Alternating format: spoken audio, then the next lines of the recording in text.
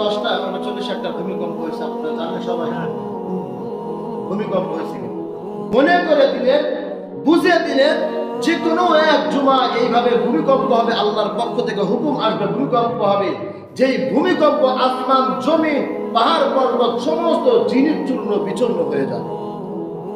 আজকের ভূমিকম্প আমাদেরকে মনে করে দিলেন, স্মরণ করে দিলেন কোন এক জুমা, কোন এক শুক্রবারে আল্লাহর হুকুমে এমন একটা ভূমিকম্প আসবে, ভূমিকম্প হবে, যেই ভূমিকম্পে জমিন আসমান জমির পাহাড় পর্বত সমস্ত জিনিস চূর্ণ বিচূর্ণ ধ্বংস হয়ে যাবে, চূর্ণ বিচূর্ণ হয়ে যাবে।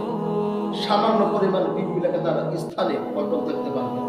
হে দুনিয়ার সমস্ত মানুষ, জেনে রাখো তোমাদের যে পাওয়ার, তোমাদের যে ক্ষমতা, তার চেয়ে বেশি ক্ষমতা হলো আমি আল্লাহ পাক রব্বুল আলামিন। চোখের পলকেই আল্লাহ পাক রব্বুল আলামিন একটা কাজ করে দিতে পারে। কে বলে?